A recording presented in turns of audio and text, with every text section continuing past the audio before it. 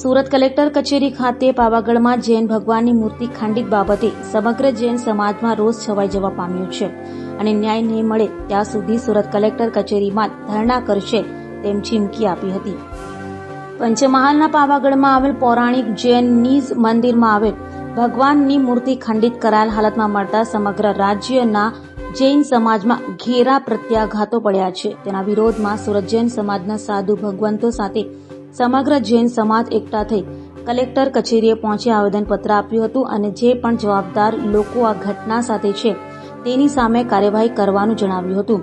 મોડી રાતથી જ સુરત કલેક્ટર કચેરી ખાતે રેલી આકારે આવેલા જૈન સમાજે મીડિયાને તથા પોલીસે જણાવ્યું હતું કે જ્યાં સુધી કસૂરવારોને પોલીસ ખાતું પકડશે નહીં અને ન્યાય નહીં મળે ત્યાં સુધી અમે લોકો કલેક્ટર કચેરી છોડીશું નહીં।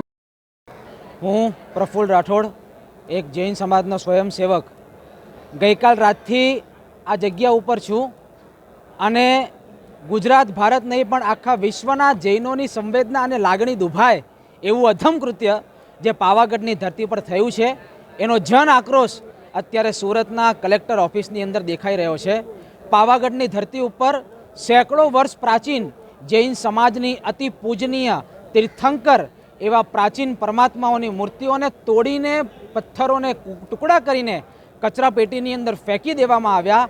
આ કૃત્યના લાગણીથી આખો જૈન સમાજ અત્યારે આઘાતથી ભરાયેલો છે। છેલ્લા 12 કલાક થયા આ ઘટનાને હજી સુધી સરકાર તરફથી કે અધિકારી તંત્ર તરફથી કોઈ પણ રિઝલ્ટ જૈન સમાજને પ્રાપ્ત થયું નથી। આવું પહેલી વખત બન્યું છે કે સુરતની કચેરીની અંદર કોઈક જૈન સંતે આખી રાત ઉજાગરો કરીને સરકારની સામે આવેદન મૂકવા છતાં પણ કોઈ પરિણામ ના મળ્યું હોય।